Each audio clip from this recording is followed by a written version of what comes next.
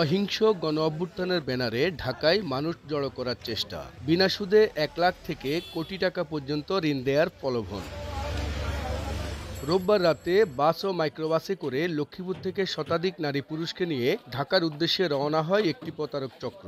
এ সময় রামগতি লক্ষ্মীপুর সড়কের ভবানীগঞ্জ চৌরাস্তা এলাকা থেকে ২৮ জন, কমলনগরের করইতলা বাজার এলাকা থেকে ১১ জন ও রামগতি উপজেলা থেকে ৪৬ জনকে আটক করে স্থানীয়রা। পরে পুলিশ ও সেনাবাহিনীর কাছে তাদের সোপর্দ করা হয়। জব্দ করা হয় ৩টি বাস ও ৩টি মাইক্রোবাস। তবে কৌশলে পালিয়ে যায় প্রতারক চক্রের সদস্যরা।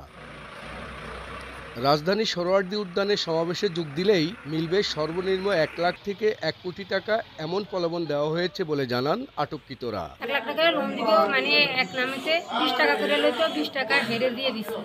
আর এখন ওই টাকা কইছে ফর্মগুলো পূরণ করে, আমরা মাত্র ৬টা ফর্ম আনছি, বুঝছেন, ফর্মগুলো পূরণ করে কইছে ঢাকা নিয়ে যেত। টাকা হলো ১ লাখ টাকা করে টাকা তোমাদের কিস্তি দিব, এই কথা করে কালিয়া গাড়ি ধরায় লই হত দিছে।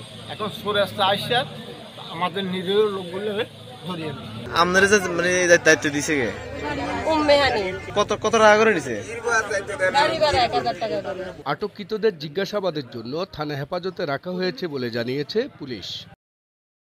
যে সমস্ত মানুষ প্রতারণার জন্য চাচ্ছিল তাদেরকে আমরা ছেড়ে দিব। তাদের পক্ষ থেকে আমরা একটা অভিযোগ নিয়ে অভিযোগ অনুসারে যারা এটার জন্য দায়ী তাদের বিরুদ্ধে আমরা আইনগত ব্যবস্থা গ্রহণ। আটক ব্যক্তিরা লক্ষ্মীপুর সদর, রামগতি ও কমলনগর উপজেলার বাসিন্দা। মাজহারুল আনোয়ার টিপু, সময় সংবাদ, লক্ষ্মীপুর।